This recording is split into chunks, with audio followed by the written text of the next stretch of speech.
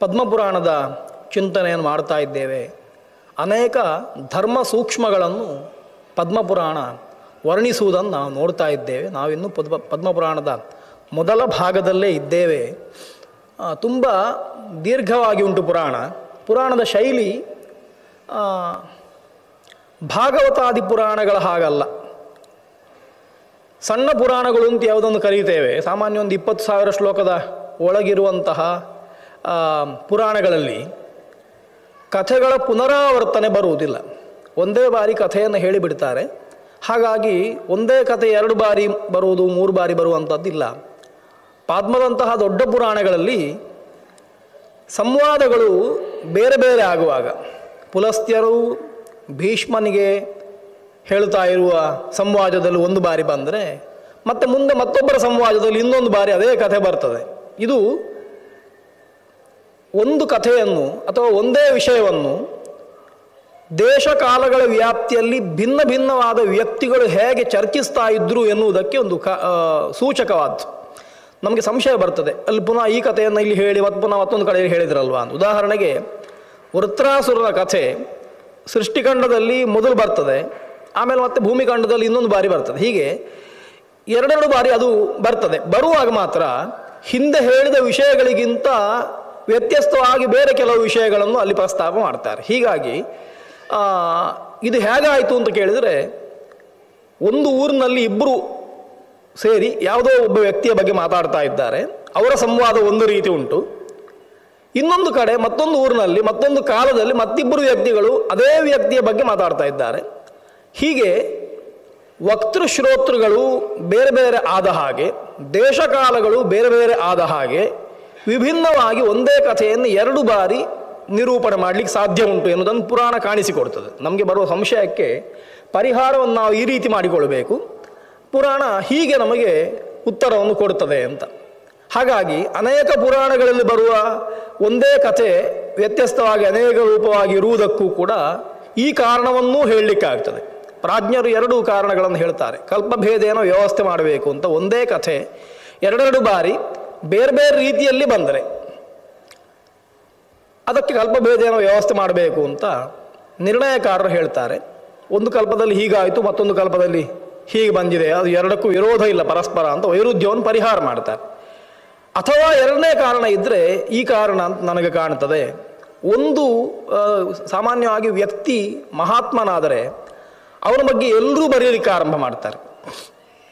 ವೇದವ್ಯಾಸರು ಮಹಾಭಾರತ ಬರೆದ ಅನಂತರ ಕಾಲದಲ್ಲಿ ಎಲ್ಲರಿಗೂ ಭಾರತ ಇಷ್ಟ ಆಗಿ ಅವರವರು ಭಾರತಗಳನ್ನು ಬರ್ಕೊಂಡ್ರು. ಹಾಗಾಗಿ ಅನೇಕ ಮಹಾಭಾರತಗಳು ಬಂದವು. ಕುಮಾರವ್ಯಾಸ ಬರೆದದ್ದು ಕುಮಾರವ್ಯಾಸ ಭಾರತ ಅಂತ ಬೇರೆ ಭಾರತದ ಕಥೆ ಈಶದ್ ವ್ಯತ್ಯಸ್ತವಾಗಿ ಬೇರೆ ರೀತಿಯಲ್ಲಿ ನಿರೂಪಿತವಾಯಿತು. ಹಾಗೆ ಜೈಮಿನಿ ಭಾರತ ಅಂತ ಕರ್ನಾಟಕದಲ್ಲಿ ಬೇರೆ ಒಂದು ಭಾರತ ಬಂತು. ಹೀಗೆ ಮಹಾಭಾರತದ ಕಥೆಯೇ ಅನೇಕ ಕವಿಗಳಿಂದ ಬೇರೆ ಬೇರೆಯಾಗಿ ನಿರೂಪಣೆಗೊಂಡ ಹಾಗೆ ಪುರಾಣದಲ್ಲೂ ಕೂಡ ಸಂವಾದ, ಇಬ್ಬರು ವ್ಯಕ್ತಿಗಳ ಸಂವಾದದಿಂದ ಕಥೆ ಬೇರೆ ಬೇರೆಯಾಗಿ ನಿರೂಪಿತವಾಗುವಂಥದ್ದು ಕಾಣ್ತದೆ. ವೇದವ್ಯಾಸರೇ ನಿರೂಪಿಸಿದ್ದಾದರೂ ಕೂಡ ಇನ್ನೊಬ್ಬನ ಬಾಯಿಯಿಂದ ಹೇಳಿಸುವಾಗ ಶೈಲಿ ವ್ಯತ್ಯಸ್ತವಾಗಿ ನಮಗೆ ಕಾಣುವಂಥದ್ದು ಅಂತ. ಈ ಶೈಲಿಯನ್ನು ನಾವು ಪುರಾಣದಲ್ಲಿ ಗಮನಿಸಬೇಕು. ಅದಕ್ಕೆ ಕಾರಣ ಭಾಷಾತ್ರೈವಿಧ್ಯ ಅಂತ ಆಚಾರ್ಯರು ತಾತ್ಪರ್ಯ ಆರಂಭದಲ್ಲಿ ಹೇಳ್ತಾರೆ. ಪುರಾಣಗಳಲ್ಲಿ ಭಾಷಾತ್ರೈವಿಧ್ಯ ಉಂಟು. ಹಾಗಾಗಿ ಎಲ್ಲ ಒಂದೇ ರೀತಿಯ ಆಲೋಚನೆಗೆ ಸಿಗುವುದಿಲ್ಲ. ನಾವು ಯೋಚಿಸುವಂಥ ರೀತಿ ಬೇರೆ ಬೇರೆ ಆದ ಹಾಗೆ ಭಾಷೆಗಳು ಬೇರೆ ಬೇರೆ ಆಗುತ್ತದೆ. ಆದ್ದರಿಂದ ವೇದವ್ಯಾಸರು ಹೇಳಿದ್ದು ಒಂದೇ ರೀತಿ ಅನ್ವಯ ಅರ್ಥ ಮಾಡ್ತಾ ಹೋದರೆ ವೇದವ್ಯಾಸರ ಆಂತರ್ಯ ಅರ್ಥ ಆಗುವುದಿಲ್ಲ. ಅದಕ್ಕೆ ಭಾಷೆಗಳ ಜ್ಞಾನ ಬೇಕು ಅಂತಲೂ ನಿರ್ಣಯವನ್ನು ಆಚಾರ್ಯರು ಕೊಟ್ಟಿದ್ದಾರೆ. ಹಾಗಾಗಿ ಕೆಲವು ಸಂದರ್ಭಗಳಲ್ಲಿ ಇಂತಹ ನಿರ್ಣಯಗಳನ್ನು ನಾವು ನೋಡಬೇಕು ಅಂತ. ನರಕದ ವರ್ಣನೆ ಬರ್ತದೆ ಪುರಾಣದಲ್ಲಿ. ಮನುಷ್ಯ ಸತ್ತ ಮೇಲೆ ಕುಕರ್ಮ ಮಾಡಿದರೆ ಪಿಶಾಚತ್ವವನ್ನು ಹೊಂತಾನೆ, ಪ್ರೇತತ್ವವನ್ನು ಹೊಂತಾನೆ ಅಂತ ಪುರಾಣಗಳು ಹೇಳ್ತದೆ. ಪ್ರೇತ ಶಬ್ದಕ್ಕೆ ಏನರ್ಥ, ಪ್ರೇತತ್ವ ಅಂದರೆ ಏನರ್ಥ ಅಂತ ವಿಚಾರ ಮಾಡಿದರೆ ಪುರಾಣ ಅದನ್ನೂ ಹೇಳ್ತದೆ. ನಮ್ಮಲ್ಲಿ ಗರುಡ ಪುರಾಣದಲ್ಲಿ ಪ್ರೇತಖಂಡ ಅಂತ ಒಂದು ಖಂಡವೇ ಉಂಟು. ಮನುಷ್ಯ ಸತ್ತ ಮೇಲೆ ಏನಾಗುತ್ತಾನೆ ಅಂತ ವಿಸ್ತಾರವಾಗಿ ಹೇಳುವಂಥ ಒಂದು ಖಂಡವೇ ಉಂಟು. ಪ್ರಸಿದ್ಧವಾಗಿರುವಂಥದ್ದು ಅದು.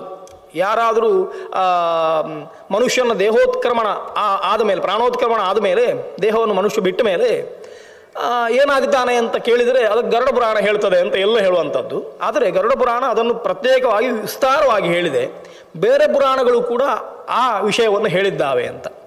ಇಲ್ಲಿ ಒಂದು ಕಥೆ ಗರುಡ ಪುರಾಣದಲ್ಲಿ ಬರುವಂತಹ ಕಥೆಯೇ ಪದ್ಮಪುರಾಣದಲ್ಲೂ ಬರ್ತದೆ. ಪದ್ಮಪುರಾಣ ಈಶತ್ ಭಿನ್ನವಾದದ್ರಿಂದ ಆ ಕಥೆಯನ್ನು ಹೇಳ್ತಾ ಇದ್ದೇನೆ. ಪೃಥು ಅಂತೊಬ್ಬ ಬ್ರಾಹ್ಮಣ, ಆತ ತೀರ್ಥಕ್ಷೇತ್ರಗಳಿಗೆ ಸಂಚಾರ ಮಾಡಲಿಕ್ಕೆ ಹೋಗ್ತಾನೆ.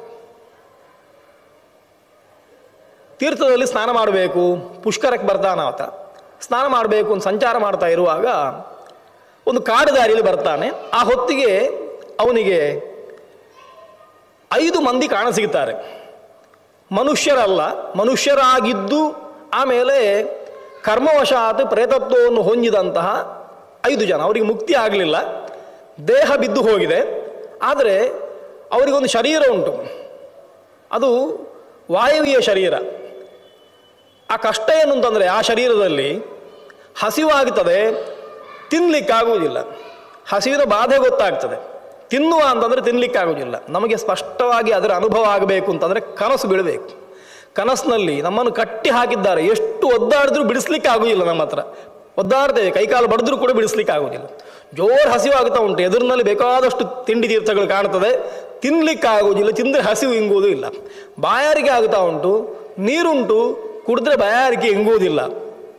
ಶಕ್ತಿ ಉಂಟು, ಹುಲಿ ಓಡಿಸ್ಕೊಂಡು ಬರ್ತದೆ ಕನಸಿನಲ್ಲಿ, ಓಡಲಿಕ್ಕಾಗುವುದಿಲ್ಲ, ಏನು ಮಾಡೋದು ಗೊತ್ತಾಗುವುದಿಲ್ಲ. ಈ ಲಕ್ಷಣಗಳನ್ನು ಸಾಮಾನ್ಯವಾಗಿ ಎಲ್ಲರೂ ಅನುಭವಿಸಿರ್ತೇವೆ, ಒಂದಲ್ಲ ಒಂದು ರೀತಿಯಲ್ಲಿ ಅನುಭವಿಸಿರ್ತೇವೆ. ಇದನ್ನೇ ಪುರಾಣಗಳು ಪ್ರೇತಗಳ ಅವಸ್ಥೆಯನ್ನು ಹೀಗೆ ಅಂತ ನಮಗೆ ದೃಷ್ಟಾಂತಗಳ ಮೂಲಕ ತಿಳಿಸ್ತವೆ. ಲೋಕವನ್ನು ನೋಡ್ಲಿಕ್ಕಾಗ್ತದೆ, ಆದರೆ ಏನು ಮಾಡಲಿಕ್ಕಾಗುವುದಿಲ್ಲ. ತನ್ನ ಬಗ್ಗೆ ಯಾರಾದರೂ ಅಪವಾದ ಹೇಳ್ತಾ ಇದ್ರೂ ಕೂಡ ಹೋಗಿ ಸಮರ್ಥನೆ ಮಾಡಲಿಕ್ಕಾಗುವುದಿಲ್ಲ.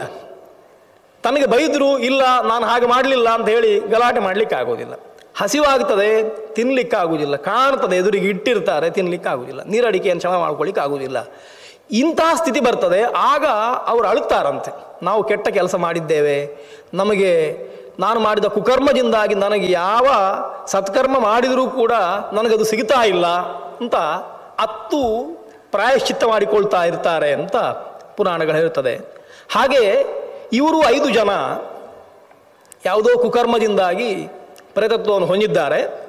ಯಾರಾದರೂ ನಮ್ಮನ್ನು ಬಿಡಿಸಬೇಕು ಅಂತ. ಪ್ರೇತತ್ವವನ್ನು ಮನುಷ್ಯ ಹೊಂದಿದರೆ ಸಮಸ್ಯೆ ಏನು ಅವನಿಗೆ ಅಂತಂದರೆ, ಅವನಿಗೆ ಮತ್ತೆ ಪುಣ್ಯ ಸಂಪಾದನೆ ಮಾಡಿಕೊಂಡು ಅದರಿಂದ ಹೊರಬರಲಿಕ್ಕೆ ಆಗುವುದಿಲ್ಲ. ಯಾರಾದರೂ ಬಂದು ಬಿಡಿಸಬೇಕಲ್ಲದೆ ಅವನಿಗೆ ಏನು ಮಾಡಿದರೂ ಬಿಡಿಸ್ಕೊಳ್ಳಿಕ್ಕೆ ಆಗುವುದಿಲ್ಲ. ಹೇಗೆ ಅಂದರೆ, ನಮ್ಮನ್ನು ಒಂದು ಕೋಣೆ ಒಳಗೆ ಹಾಕಿ ಬಾಗಿಲು ಹಾಕಿ ಬೀಗ ಹಾಕಿ ಹೋದರೆ ಬೀಗದ ಕೈ ಯಾರ ಹತ್ರ ಉಂಟೋ ಅವ ಮಾತ್ರ ಬಂದು ಬಿಡಿಸ್ಬೋದು ಅಷ್ಟೇ ಹೊರತು ನಾವು ಎಷ್ಟು ಎಗರಾಡಿದರೂ ಕೂಡ ನಮಗೆ ಬಿಡಿಸಿಕೊಳ್ಳಿಕ್ಕೆ ಆಗುವುದಿಲ್ಲ. ಅದೇ ರೀತಿ ಅವನಿಗೊಂದು ಬಂಧನ ಉಂಟು, ಆ ಬಂಧನದಿಂದ ಯಾರಾದರೂ ಬಿಡಿಸಬೇಕು, ಅವನಿಗೆ ಬಿಡಿಸಿಕೊಳ್ಳಿಕ್ಕೆ ಆಗುವುದಿಲ್ಲ. ಈ ರೀತಿ ಬಂಧನಕ್ಕೆ ಸಿಲುಕಿದ್ದಾರೆ. ಯಾರಾದರೂ ನಮ್ಮನ್ನು ಬಂಧದಿಂದ ಬಿಡಿಸುವ ಬರ್ತಾನೋ ಅಂತ ನೋಡ್ತಾ ಇದ್ದಾರೆ. ಅದೇ ಹೊತ್ತಿಗೆ ಈ ಪೃಥು ಎನ್ನುವ ಬ್ರಾಹ್ಮಣ ಆ ದಾರಿಯಲ್ಲಿ ಬರ್ತಾನೆ. ಈ 5 ಜನರು ತಮ್ಮ ಭಯಂಕರ ಸ್ವರೂಪದಿಂದ ಅವನಿಗೆ ಕಾಣಿಸಿಕೊಳ್ತಾರೆ. ಸ್ವರೂಪ ಎನ್ನುವಂಥದ್ದು ಭಯಂಕರವೂ ಹೌದು, ಹೆದರಿಕೆ ಹುಟ್ಟಿಸುವಂಥದ್ದು ಹೌದು. ಅದಕ್ಕಿಂತ ಹೆಚ್ಚು ಬೀಭತ್ಸವೂ ಹೌದು, ಹೇಸಿಗೆ ಹುಟ್ಟಿಸುವಂಥದ್ದು ಹೌದು. ಹತ್ತಿರ ಹೋಗಲಿಕ್ಕೆ ಆಗೋದಿಲ್ಲ ಎನ್ನುವ ರೀತಿಯಲ್ಲಿ ಆ ರೀತಿಯ ಒಂದು ರೀತಿಯ ರೇಜಿಗೆ ಹುಟ್ಟಿಸುವಂತಹ ಸ್ವರೂಪದಲ್ಲಿ ಕಾಣಿಸಿಕೊಳ್ತಾರೆ. ಆದರೆ ಬ್ರಾಹ್ಮಣ ಕೇಳ್ತಾನೆ ಅವರ ಹತ್ರ, ಯಾಕೆ ನಿಮಗಿಂಥ ಸ್ಥಿತಿ ಬಂದಿದೆ, ಯಾರು ನೀವು ಅಂತ. ಆಗ ಬ್ರಾಹ್ಮಣನಿಗೆ ಈ 5 ಜನರು ಕೂಡ ಅವರವರ ಕಥೆಯನ್ನು ಹೇಳಿಕೊಳ್ತಾರೆ. ಅವರಿಗೆ ಹೆಸರುಂಟು. ಒಬ್ಬ ಪರ್ಯುಷಿತ ಅಂತ ಒಬ್ಬನಿಗೆ ಹೆಸರು, ಮತ್ತೊಬ್ಬನಿಗೆ ಸೂಚಿಮುಖ ಅಂತ ಹೆಸರು, ಮತ್ತೊಬ್ಬನಿಗೆ ಶೀಘ್ರಗ ಅಂತ, ಇನ್ನೊಬ್ಬ ರೋಹಕ ಅಂತ, ಮತ್ತೊಬ್ಬ ಲೇಖಕ ಅಂತ. 5 ಜನಕ್ಕೆ 5 ಹೆಸರು. ಇದೇ ಕಥೆ ಗರುಡ ಪುರಾಣದಲ್ಲೂ ಬರ್ತದೆ. ಅಲ್ಲಿ ಬಭ್ರುವಾಹನ ಎನ್ನುವ ರಾಜನಿಗೆ ಕಾಣಿಸಿಕೊಳ್ತಾರೆ ಇದೇ 5 ಜನ. ಹಾಗಾಗಿ ನಾನು ಹೇಳಿದ್ದು, ಒಂದು ಕಥೆ 2 ಕಡೆಯಲ್ಲಿ ಭಿನ್ನವಾಗಿ ಕಂಡು ಬಂದರೆ ಸಂವಾದ ಬೇರೆ ಬೇರೆ ರೀತಿಯಾಗಿರುವುದರಿಂದ ಅದಕ್ಕೆ ಅರ್ಥ ಮಾಡಬಹುದು ಅಂತ. ಇದೇ ಕಥೆ ಹಾಗೆ ಅದೇ ಹೆಸರುಗಳು ಗರುಡದಲ್ಲೂ ಬರ್ತದೆ. ಅಂತೂ ಇಲ್ಲಿ ಪರ್ಯುಷಿತ ಎನ್ನುವ ಕಥೆ ಹೇಳ್ತಾ ಇದ್ದಾನೆ. ನಾವು ಒಂದು ಕಾಲದಲ್ಲಿ ಭೂಮಿಯಲ್ಲಿ ಸುಖದಿಂದ ಇದ್ದವರು, ದೇವರು ನಮಗೆ ಬೇಕಾದಷ್ಟು ಕೊಟ್ಟಿದ್ದ. ಆದರೆ ಲೋಭ ಎನ್ನುವಂತಹ ದುರ್ಗುಣದ ಕಾರಣದಿಂದಾಗಿ ಯಾರಿಗೂ 1 ಪೈಸೆಯನ್ನು ದಾನ ಮಾಡದೆ ಒಂದು ಮುಷ್ಟಿ ಅನ್ನವನ್ನು ಹಾಕದೆ ನಾವೇ ತಿಂದದ್ದರಿಂದಾಗಿ ನಮಗೆ ಈ ಸ್ಥಿತಿ ಬಂದಿದೆ. ಇನ್ನೊಬ್ಬರಿಗೆ ಉಪಕಾರ ಮಾಡಲಿಲ್ಲ. ಆ ಉಪಕಾರದ ಮಹತ್ವ ಏನು ಅಂತ ಸತ್ತ ಮೇಲೆ ಗೊತ್ತಾಗ್ತಾ ಉಂಟು, ಬದುಕಿರುವಾಗ ಗೊತ್ತಾಗಲಿಲ್ಲ ಅಂತ.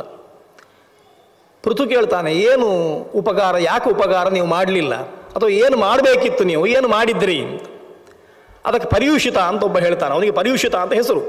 ಪರ್ಯೂಷಿತ ಎನ್ನುವ ಶಬ್ದಕ್ಕೆ ಸಂಸ್ಕೃತದಲ್ಲಿ ತಂಗಳು ಅಂತ ಅರ್ಥ.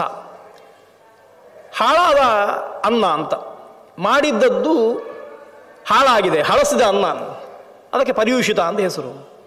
ಇವನಿಗೆ ಪರ್ಯೂಷಿತ ಅಂತ ಹೆಸರು ಬರಲಿಕ್ಕೆ ಏನು ಕಾರಣ ಅಂತಂದರೆ, ದೊಡ್ಡ ಧನಿಕನಾಗಿದ್ದ, ಒಳ್ಳೊಳ್ಳೆಯ ಭಕ್ಷ್ಯ ಭೋಜ್ಯಗಳನ್ನು ಮಾಡಿಕೊಂಡು ತಿಂತಾ ಇದ್ದ. ಯಾರಿಗಾದರೂ ದಾನ ಮಾಡಬೇಕು ಅಂತ ಅಂದ ಕೂಡಲೇ ಒಳ್ಳೆಯ ವಸ್ತುವನ್ನು ದಾನ ಮಾಡ್ತಿರ್ಲಿಲ್ಲ ಅಂತೆ. ಯಾರಾದರೂ ಅನ್ನ ಹಾಕಿ ಅಂತ ಬಂದರೆ, ಹಿಂದೆ ನಿನ್ನೆ ದಿವಸ ಮಾಡಿಟ್ಟದು ತಂಗಳಾಗಿದೆ ಅಲ್ವಾ, ಹಳಸಿ ಹೋಗಿದೆ, ಅದನ್ನು ಯಾರು ತಿನ್ನುವುದಿಲ್ಲ, ಬಿಸಾಡಬೇಕಲ್ವ, ಅದನ್ನು ದಾನ ಮಾಡ್ತಾ ಇದ್ದಂತೆ. ಹಾಗಾಗಿ ಒಳ್ಳೆಯ ವಸ್ತುವನ್ನು ತಾನು ತಿಂದು ದಾನಕ್ಕೆ ಬೇಡಿ ಬಂದವನಿಗೆ ಹಳಸಿದ ಅನ್ನವನ್ನು ಕೊಟ್ಟದ್ರಿಂದ ಅವನಿಗೆ ಪರತತ್ವ ಬಂತು, ಪರ್ಯೂಷಿತ ಅಂತಲೂ ಹೆಸರಾಯಿತು ಅಂತ. ಇದೆಲ್ಲ ಸೂಚನೆಗಳು ಪುರಾಣ ಕೊಡುವಂಥದ್ದು. ನಮಗೊಂದು ಸಂದೇಶ ಉಂಟು ಇದರಲ್ಲಿ. ನಾವು ಹೇಗೆ ಬದುಕಬೇಕು ಅಂತಂದರೆ, ನಾವು ಎಲ್ಲರನ್ನು ಒಂದೇ ದೃಷ್ಟಿಯಿಂದ ನೋಡಿ ಬದುಕಬೇಕು ಅಂತ. ನಮಗೆ ಹಸಿವಾದ ಹಾಗೆ ಇನ್ನೊಬ್ಬರಿಗೂ ಹಸಿವಾಗ್ತದೆ. ನಮಗೆ ಹಸಿವಾದಾಗ ಯಾರಾದರೂ ಹಳಸಿದ್ದನ್ನು ಕೊಟ್ಟರೆ ನಮಗೆ ಹೇಗೆ ಸಿಟ್ಟು ಬರ್ತದೋ, ಬೇಸರವಾಗ್ತದೋ, ಇನ್ನೊಬ್ಬರಿಗೆ ನಾವು ಹಳಸಿದ್ದನ್ನು ಕೊಟ್ಟರು ಅವರಿಗೂ ಸಿಟ್ಟು ಬರ್ತದೆ, ಬೇಸರವಾಗ್ತದೆ. ಮನುಷ್ಯರಿಗೆ ಮಾತ್ರ ಅಲ್ಲ, ದನಕ್ಕೆ ನಾಯಿಗೂ ಕೂಡ ಹಾಗೆ. ನಾವು ಹಾಗೆ ಹಾಕಿಬಿಡ್ತೇವೆ, ಅವುಗಳಿಗೆ ರುಚಿ ಗೊತ್ತಾಗ್ತದೆ, ಹಾಕಿಬಿಡೋಣ ಅಂತ. ಆಹಾರ ಹಳಸಿದೆ ಅಂತಂದರೆ ಆಹಾರ ವಿಷವಾಗಿದೆ ಅಂತ ಅರ್ಥ. ಆಯುರ್ವೇದವನ್ನು ಅಧ್ಯಯನ ಮಾಡಿದರೆ, ಆಯುರ್ವೇದದಲ್ಲಿ ಶಾಸ್ತ್ರಕಾರರು ಹೇಳ್ತಾರೆ, ಅನ್ನವನ್ನು ಮಾಡಿ ಒಂದಿಷ್ಟು ಕಾಲದ ನಂತರ ಉಂಡರೆ ಅದು ವಿಷ ಆಗ್ತದೆ ಅಂತ. ಪಾಕ ಎನ್ನುವಂಥದ್ದು ವಸ್ತುಗಳನ್ನು ನೋಡಿಕೊಂಡು ಅದಕ್ಕೆ ಸಮಯ ನಿಗದಿಯಾಗ್ತದೆ. ಕೆಲವು ಪಾಕಗಳನ್ನು ನೀವು ವರ್ಷಗಟ್ಟಲೆ ಇಡ್ಬೋದು, ಏನಾಗುವುದಿಲ್ಲ. ಉದಾಹರಣೆಗೆ ಸಕ್ಕರೆ ಪಾಕವನ್ನು, ಬೆಲ್ಲದ ಪಾಕವನ್ನು 1 ವರ್ಷ ಇಟ್ಟರು ಹಾಳಾಗುವುದಿಲ್ಲ.